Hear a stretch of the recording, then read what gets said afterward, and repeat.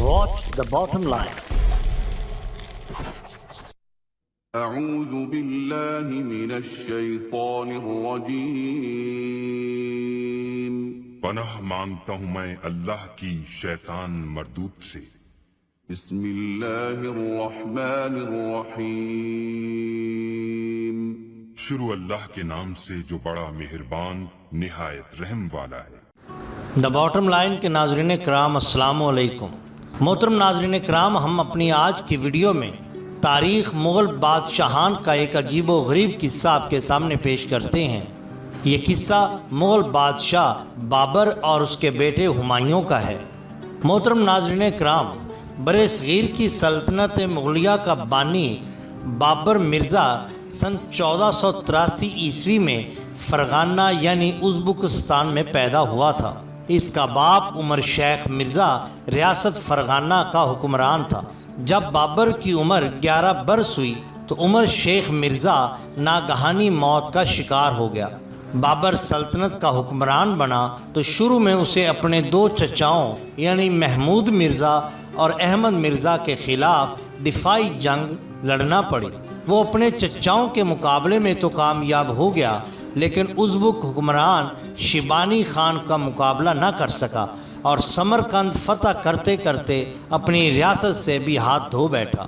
پورا ایک سال دشت نوردی کے بعد وہ سن 1505 میں کابل پر اپنی حکومت قائم کرنے میں کامیاب ہو گیا۔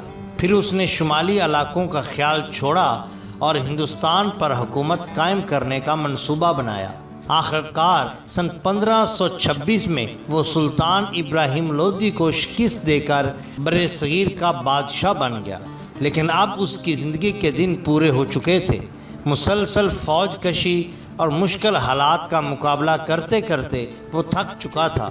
اب وہ دارالحکومت میں بیٹھ کر کچھ دن آرام سے بسر کرنا چاہتا تھا۔ اس نے اپنے بڑے بیٹے ہمایوں مرزا کو کابل کی طرف روانہ کیا تاکہ شمالی علاقوں پر تسلط قائم رہ سکے۔ ہمایوں مرزا ابھی زیادہ دور نہیں گیا تھا کہ سخت علیل ہو کر واپس پہنچا۔ شاہی طبیبوں نے اس کا علاج شروع کیا اور مقدور بھر کوشش کی، لیکن کوئی دوا کارگر ثابت نہ ہوئی۔ بابر بادشاہ بہت پریشان ہوا۔ ایک دن اس نے اپنے دوستوں اور طبیبوں کو بلا بھیجا اور اپنی دلی خدشہ ظاہر کیا۔ اس کے مصاحب خاص اور اس کے دوستوں نے ہمایوں کی صحت یابی کے لیے صدقہ دینے کا مشورہ دیا۔ اشارہ اس طرف تھا کہ قیمتی ہیرا کوہ نور صدقے میں دیا جائے، لیکن بابر اسے اس لائق نہیں سمجھتا تھا۔ چنانچہ اس نے اپنے بیٹے کے صدقے میں اپنی جان دینے کا فیصلہ کیا۔ اس نے اہل مجلس سے مخاطب ہو کر کہا، پتھر کیا چیز ہے، لخت جگر پر میں اپنا گوہر جان قربان کر دوں گا۔ اس کے بعد بابر نے بارگاہ رب العزت میں عرض کی، الہی، ہمایوں کی بلا میں اپنی جان پر لیتا ہوں، ہمایوں کی بلا میں اپنی جان پر لیتا ہوں، ہمایوں کی بلا میں اپنی جان پر لیتا ہوں۔ یہ کہہ کر اس نے سجدہ کیا اور دیر تک رو رو کر دعا مانگتا رہا۔ اس نے ہمایوں مرزا کے بستر کے گرد 7 چکر لگائے اور خدا سے التجا کی کہ اس کی بیماری اسے لگ جائے۔ خدا کی قدرت کہ اس دن سے ہمایوں تندرست ہونے لگا اور بابر کی حالت بگڑتی چلی گئی۔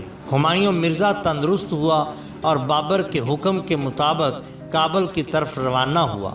ابھی ہمایوں کلنجر شہر پہنچا تھا کہ بابر کی تشویشناک حالت سن کر پلٹ آیا۔ بابر اب آخری دموں پر تھا۔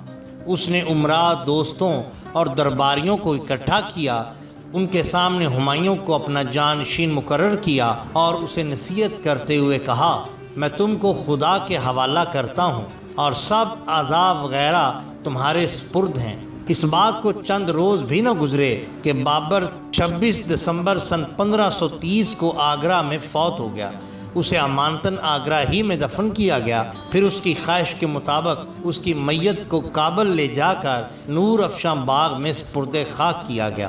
اس کا یہ مصرع رہتی دنیا تک اس کی یاد تازہ کرتا رہے گا۔ اس نے کہا تھا، بابر بے عیش کوش کے عالم دوبارہ نیست، یعنی اے بابر عیش کر کہ یہ دنیا دوبارہ نہیں آنی۔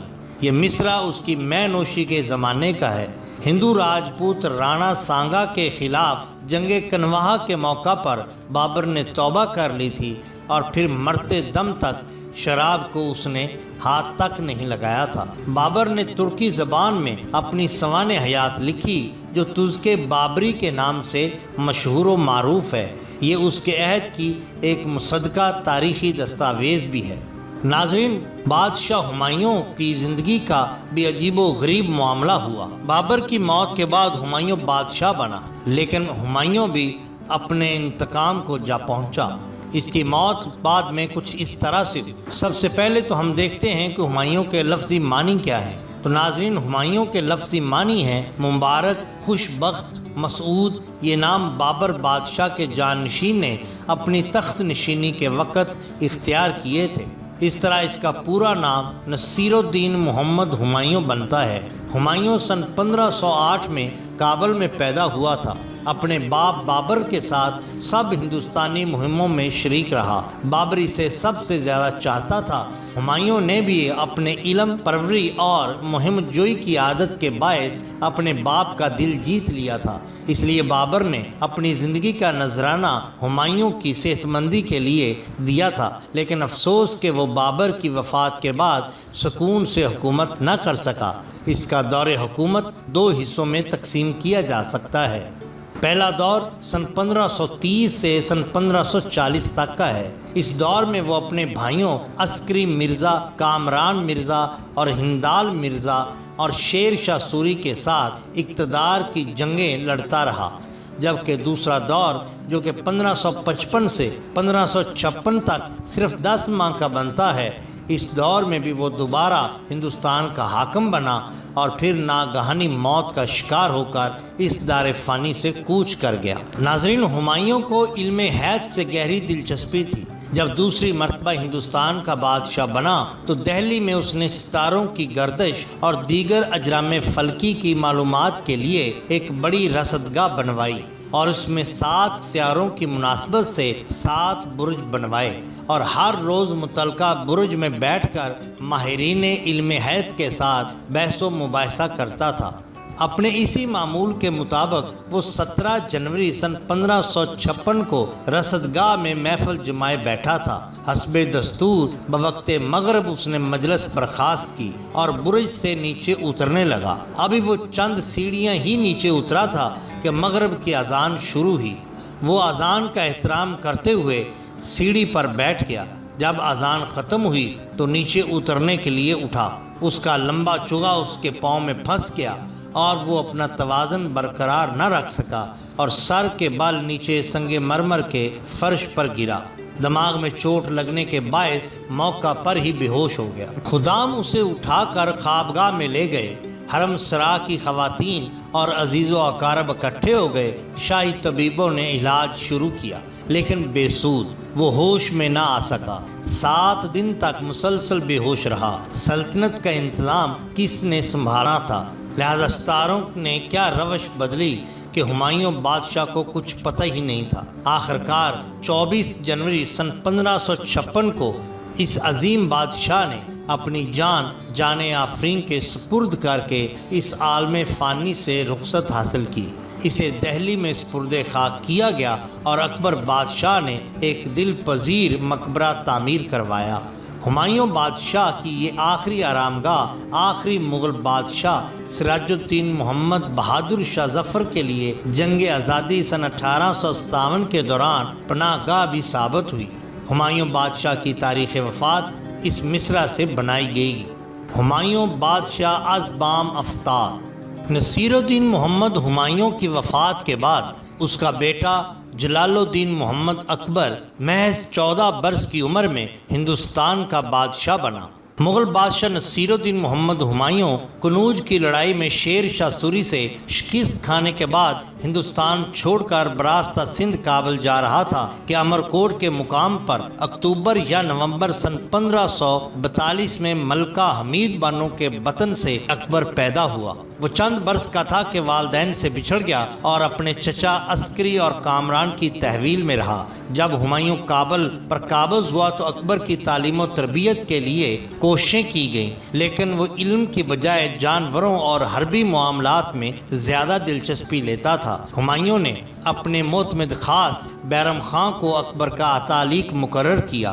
ہمایوں نے جب 1555 میں ہندوستان کو دوبارہ فتح کرنے کی یلغار کی تو اکبر کم سن ہونے کے باوجود اس میں پیش رہا۔ سن 1556 میں صرف 14 سال کی عمر میں اکبر ضلع گرداسپور کے مقام پر ہندوستان کا بادشاہ بنا اور بعد میں اکبر اعظم جیسے خطابات سے نوازا گیا۔ محترم ناظرین، یہ کہانی تھی ایک ایسے عظیم بادشاہ باپ کی جس نے اپنے بیٹے کی خاطر اپنی جان کی قربانی دے کر دنیا کو دکھا دیا کہ پدری محبت بھی ماں کی محبت سے کم نہیں ہوتی۔ محترم ناظرین، اگر آپ کو ہماری یہ ویڈیو پسند آئی ہو تو لائک کیجئے، سبسکرائب کیجئے ہمارے چینل دا باٹم لائن کو، تاکہ ہم آپ کے لیے اور بھی بہترین ویڈیوز لا سکیں۔ اپنے دوستوں کا، گردنواں کے لوگوں کا بہت خیال رکھیے۔ آپ کا بہت شکریہ۔ اللہ حافظ۔